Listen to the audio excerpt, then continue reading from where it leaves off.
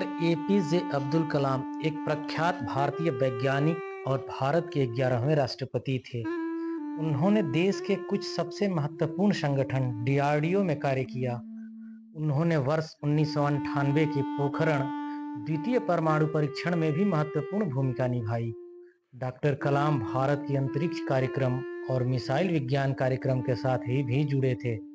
इसी कारण उन्हें मिसाइल मैन भी कहा जाता है। वर्ष 2002 में कलाम भारत के राष्ट्रपति चुने गए और 5 वर्ष की अवधि की सेवा के बाद वह शिक्षण, लेखन और सार्वजनिक सेवा में लौट आए। उन्हें भारत के सर्वोच्च नागरिक सम्मान भारत रत्न सहित कई प्रतिष्ठित पुरस्कारों से सम्मानित किया गया। अबुल पकीर जैनुल आबदीन अब्दुल कलाम का जन्म 15 अक्टूबर 1931 को तमिलनाडु के रामेश्वरम में एक मुसलमान परिवार में हुआ।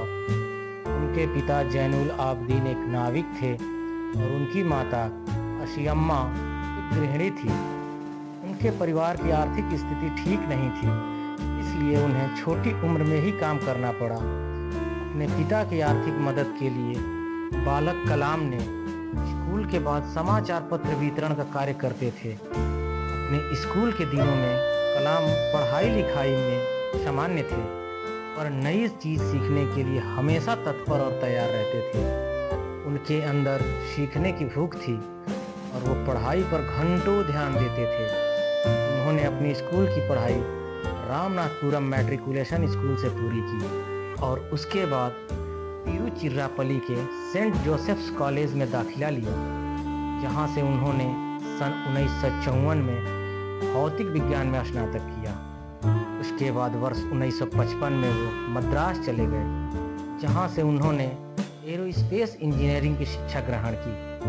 वर्ष 1960 में कलाम ने मद्रास इंस्टीट्यूट ऑफ टेक्नोलॉजी से इंजीनियरिंग की पढ़ाई पूरी की। मद्रास इंस्टीट्यूट ऑफ टेक्नोलॉजी से इंजीनियरिंग की पढ़ाई पूरी करने के बाद कलाम ने रक्षा अनुसंधान एवं विकास संगठन डीआरडीओ में वैज्ञानिक के तौर पर भर्ती हुए। कलाम ने अपने कैरियर की शुरुआत भारतीय सेना के लिए एक छोटे हेलीकॉप्टर का डिजाइन बनाकर किया। डीआरडीओ में कलाम को उनके काम से संतुष्टि नहीं मिल रही थी। कलाम पंडित जवाहरलाल नेहरू द्वारा गठित Indian national committee for research space के सदस्य भी थे। इस दौरान उन्हें प्रसिद्ध अंतरिक्ष वैज्ञानिक विक्रम साराभाई के साथ कार्य करने का अवसर मिला। वर्ष 1969 में उनका स्थानांतरण भारतीय अंतरिक्ष अनुसंधान संस्थान इसरो में हुआ। यहाँ वो भारत के सैटेलाइट लॉन्च व्हीकल परियोजना के निदेशक के तौर पर नियुक्त किए गए थे। इस परियोजना की सफलता के परिणाम स्वरूप भारत का प्रथम उपग्रह रोहिणी पृथ्वी की कक्षा में वर्ष 1980 में स्थापित किया गया। इसरो में शामिल होना कलाम के कैरियर का सबसे अहम मोड़ था और जब उन्होंने सैटेलाइट लॉन्च व्हीकल परियोजना पर कार्य प्रारंभ किया, तब उन्हें लगा जैसे वो वही कार्य कर रहे हैं जिसमें उनका मन लगता है। 1963 और 64 के दौरान उन्होंने अमेरिका के अंतरिक्ष संगठन नासा की भी यात्रा की। परमाणु वैज्ञानिक राजा रमन्ना, जिनके देख-रेख में भारत ने पहला परमाणु परीक्षण किया, कलाम को 1974 में पोखरण में परमाणु परीक्षण देखने के लिए भी बुलाया था।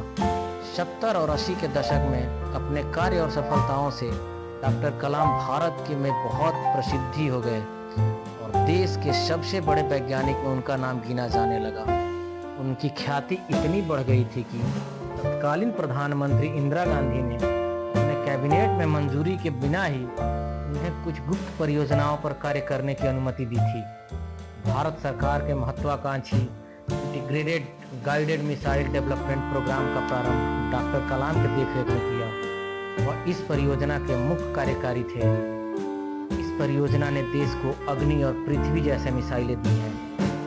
जुलाई 1962 से लेकर दिसंबर 1999 तक डॉक्टर कलाम प्रधानमंत्री के वैज्ञानिक सलाहकार और रक्षा अनुसंधान और विकास संगठन डीआरडीओ के सचिव थे। भारत ने अपना दूसरा परमाणु परीक्षण इसी दौरान किया था। उन्होंने इसमें एक महत्वपूर्ण भूमिका निभाई थी। आर चिदम्बरम के साथ डॉक्टर कलाम इन परियोजना में समन्वयक थे। इस दौरान मिले मीडिया कवरेज ने उन्हें देश का सबसे बड़ा परमाणु वैज्ञानिक बना दिया। वर्ष 1998 में डॉक्टर कलाम ने हृदय चिकित्सा शोमा राजू के साथ मिलकर एक कम कीमत का कोरोनरी इंस्टेंट का विकास किया। इसे कलाम राजू इंस्टेंट का नाम दिया गया। एक रक्षा वैज्ञानिक के तौर पर उनकी उपलब्धि और प्रसिद्धि के मद्देनजर एनडीए की गठबंधन सरकार ने उन्हें वर्ष 2002 में राष्ट्रपति पद का उम्मीदवार बनाया। उन्होंने अपने प्रतिद्वंदी लक्ष्मी सहगल को भारी अंतर से पराजित किया और 25 जुलाई 2002 को भारत के 11वें राष्ट्रपति के रूप में शपथ लिया। डॉक्टर कलाम देश के ऐसे तीसरे राष्ट्रपति थे जिन्हें राष्ट्रपति बनने से पहले ही भारत रत्न में नवाजा जा चुका था। इससे पहले डॉक्टर राधाकृष्णन और डॉक्टर जाकिर हुसैन को राष्ट्रपति बनने से पहले भारत रत्न से सम्मानित किया जा चुका था। उनके कार्यकाल के दौरान उन्हें जनता का राष्ट्रपति कहा गया। अपने कार्यकाल की समाप्ति पर उन्होंने दूसरे कार्यकाल की भी इच्छा जताई, पर राजनीतिक पार्टियों में एक राय की कमी होने के कारण उन्होंने ये विचार त्याग दिया। 12वें राष्ट्रपति प्रतिभा पाटिल के कार्यकाल की समाप्ति के समय एक बार फिर उनका नाम अगले संभावित राष्ट्रपति के रूप में चर्चा में था, परंतु आम सहमति नहीं होने के कारण उन्होंने अपनी जिम्मेदारी का विचार त्याग दिया। राष्ट्रपति पद से सेवा मुक्त होने के बाद डॉक्टर कलाम शिक्षण, लेखन, मार्गदर्शन और शोध जैसे कार्यों में व्यस्त रहे और भारतीय प्रबंध संस्थान शिलांग, भारतीय प्रबंध संस्थान अहमदाबाद, भारतीय प्रबंध संस्थान इंदौर जैसे संस्थानों से विजिटिंग प्रोफेसर के तौर पर जुड़े रहे। इसके अलावा वह भारतीय विज्ञान संस्थान बेंगलोर के fellow, Indian institute of space science and technology Thiruvananthapuram के चांसलर, अन्ना यूनिवर्सिटी चेन्नई में एरोस्पेस इंजीनियरिंग के प्रोफेसर भी रहे। उन्होंने IIT हैदराबाद, बनारस हिंदू विश्वविद्यालय और अन्ना यूनिवर्सिटी में सूचना प्रौद्योगिकी भी पढ़ाया था। कलाम हमेशा से देश के युवाओं और उनके भविष्य को बेहतर बनाने के बारे में बातें करते थे। इसी संबंध में उन्होंने देश के युवाओं के लिए व्हाट कैन आई गिव पहल की शुरुआत भी की, जिसका उद्देश्य भ्रष्टाचार का सफाया है। देश के युवाओं ने उनकी लोकप्रियता को देखते हुए उन्हें 2 बार 2003 और 2004 में MTV youth icon of the year award के लिए मनोनीत भी किया गया था। वर्ष 2011 में प्रदर्शित हुई फिल्म आई एम कलाम उनके जीवन से प्रभावित है।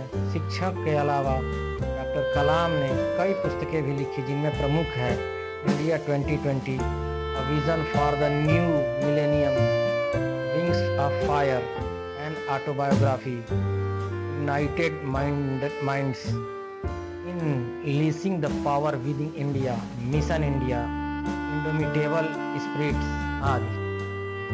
देश और समाज के लिए किए गए उनके कार्य के लिए डॉक्टर कलाम को अनेक पुरस्कारों से सम्मानित किया गया। लगभग 40 विश्वविद्यालयों ने उन्हें मानद डॉक्टरेट की उपाधि दी। भारत सरकार ने उन्हें पद्म भूषण, पद्म विभूषण और भारत में सबसे बड़े नागरिक सम्मान भारत रत्न से अलंकृत किया। 25 जुलाई 2015 को भारतीय प्रबंध संस्थान शिलांग में अध्यापन कार्य के दौरान उन्हें दिल का दौरा पड़ा, जिसके बाद करोड़ों लोगों के प्रिय और चहेते डॉक्टर कलाम पर लोग सिधार गए।